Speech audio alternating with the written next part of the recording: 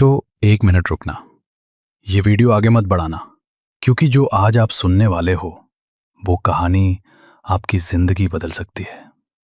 बहुत पुरानी बात है। भारत की धरती पर कपिलवस्तु नाम का एक समृद्ध राज्य था। उस राज्य के राजा थे शुद्धोधन और रानी थी माया देवी। एक रात रानी माया देवी ने सपना देखा। एक सफेद हाथी उनके गर्भ में प्रवेश कर रहा है। ये कोई साधारण सपना नहीं था। राजमहल के पंडितों ने कहा, ये बालक या तो महान चक्रवर्ती राजा बनेगा या फिर संसार को सत्य का मार्ग दिखाने वाला महापुरुष। कुछ ही समय बाद जन्म हुआ सिद्धार्थ का। सिद्धार्थ के पास सब कुछ था। महल, वैभव, सुख, संगीत, सेवक, सुंदर वस्त्र। राजा शुद्धोधन चाहते थे कि उनका पुत्र कभी दुख न देखे, ताकि वो राजा बने, सन्यासी नहीं।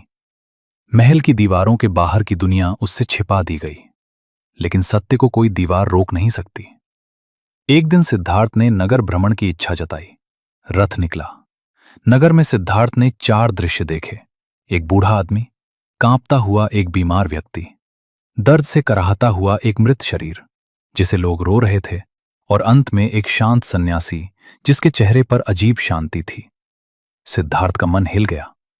अगर सबको बुढ़ापा, बीमारी और मृत्यु आनी ही है, तो ये सुख किस काम का? उस रात महल में सब सो रहे थे, उनकी पत्नी यशोधरा और नवजात पुत्र राहुल भी। सिद्धार्थ चुपचाप उठे, पीछे मुड़े, एक आखिरी नजर डाली और महल छोड़ दिया। सिद्धार्थ ने संन्यास ले लिया। जंगलों में रहे, गुरुओं से मिले, कठोर तपस्या की। कभी कभी दिन में एक दाना चावल खाते। शरीर सूख गया, सांसें कमजोर हो गईं। एक दिन नदी किनारे वे बेहोश होकर गिर पड़े। एक ग्राम की लड़की सुजाता ने उन्हें दूध चावल का कटोरा दिया। उसी क्षण सिद्धार्थ को बोध हुआ, सत्य न भोग में है, न ही अत्यधिक तपस्या में। सत्य है मध्य मार्ग में। सिद्धार्थ बोध गया पहुंचे। एक पीपल के वृक्ष के नीचे बैठ गए। उन्होंने संकल्प लिया, जब तक सत्य न मिल जाए मैं यहां से नहीं उठूंगा। रात गहरी होती है कि मारा, अहंकार, भय और मोह का प्रतीक उन्हें विचलित करने आया।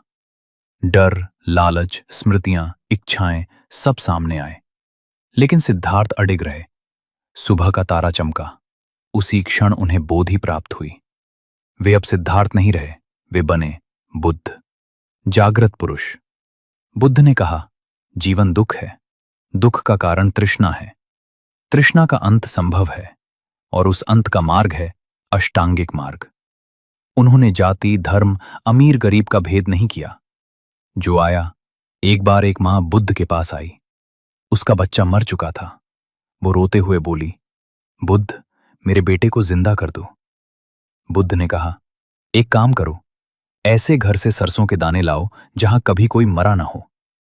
मां पूरे गांव में गई, लेकिन ऐसा कोई घर नहीं मिला। वो लौटकर बुद्ध के चरणों में बैठ गई। अब उसकी आंखों में आंसू नहीं थे, समझ थी।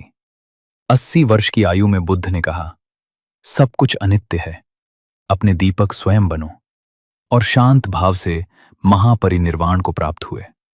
अगर आपको यह वीडियो अच्छा लगा तो लाइक जरूर करना, चैनल को फॉलो करना और कमेंट में लिखना कि अगली बार किस टाइप की कहानी देखना चाहते हो। यह वीडियो अपने लवर्स के लिए है।